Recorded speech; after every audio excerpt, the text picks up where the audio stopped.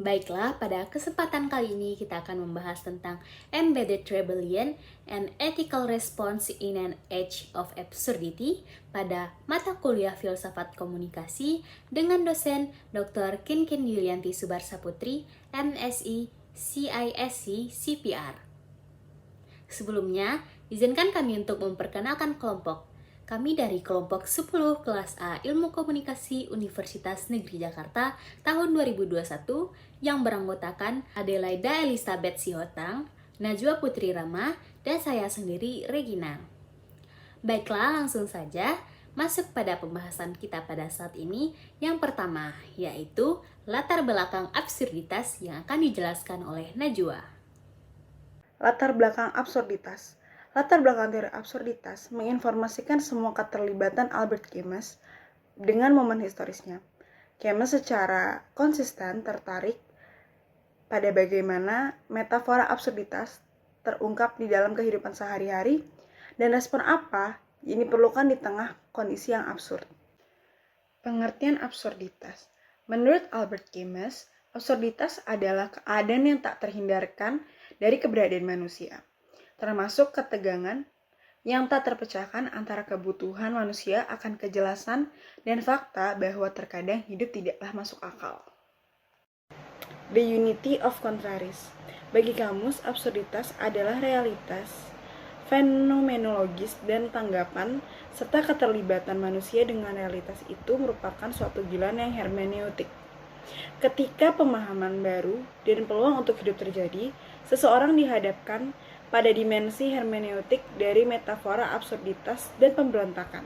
Dalam konteks keberadaan yang absurd, satu-satunya pilihan adalah merespon melalui pemberontakan eksistensial, sehingga mengungkapkan bahwa pemberontakan itu sendiri dapat menjadi pintu masuk ke sesuatu hal yang lain. Baiklah, selanjutnya The Just Essence. Kamus mengakui absurditas pengalaman manusia dan respons etis eksistensial dari pemberontakan diperlukannya untuk menciptakan makna di dunia. Kaliayev memberikan wawasan tentang konflik batin yang bisa terjadi di tengah absurditas. Membunuh dapat diterima, tetapi hanya jenis pembunuhan tertentu. Revolusi dapat diterima, tetapi bahkan kaum revolusioner tidak boleh melewati batas-batas tertentu. Mengakui bahwa seseorang mengambil nyawa orang lain dapat dibenarkan, tetapi hanya jika tindakan tersebut dianggap dalam konteks revolusi dan tidak hanya dicap sebagai pembunuhan. The Just Assassins masih dilakukan di berbagai tempat di Eropa dan Amerika Utara. Mengingat salah satu pentingnya membatasi tindakan seseorang tidak peduli seberapa dapat dibenarkan dan kontradiksi yang sering melekat dalam kegiatan revolusioner. Selanjutnya, ada The Rebel, an Essay of Man in Revolt. The Rebel terdiri dari 5 bagian, yaitu yang pertama, ada The Rebel.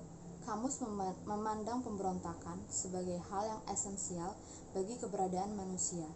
Dan yang kedua, ada Metaphysical Rebellion. Kamus menekankan bahwa dalam pemberontakan seseorang, kejelasan narasi dapat dibangun. Dan yang ketiga, ada Historical Rebellion. Kamus berpendapat bahwa optimisme harus berpusat pada manusia, pada seseorang yang mampu memberontak melawan kekuatan sejarah. Yang keempat, ada Rebellion and Art. Kamus menekankan keputusasaan secara tidak reflektif sebagai perhatian utama. Keterlibatan komunikatif dengan keputusasaan mengurangi dampaknya pada kehidupan sehari-hari. Dan yang kelima, ada Talk at the Meridian. Kamus percaya bahwa kemurahan hati yang nyata terhadap masa depan terletak pada memberikan segalanya untuk saat ini. Lalu selanjutnya ada Embedded Rebellion and Ethical Response in the Face of Existential of Homelessness. Ketika mempertimbangkan bagaimana metafora pemberontakan mewakili giliran hermeneutik dalam pemahaman kamus tentang absurditas, penting untuk mengenali cara-cara baru memahami keberadaan manusia dalam kaitannya dengan hubungan metaforis. Tujuan kamus bukanlah untuk mengidentifikasi bentuk-bentuk abstrak yang kurang memiliki tujuan fungsional dalam kehidupan sehari-hari. Sekian dari kelompok kami dan terima kasih.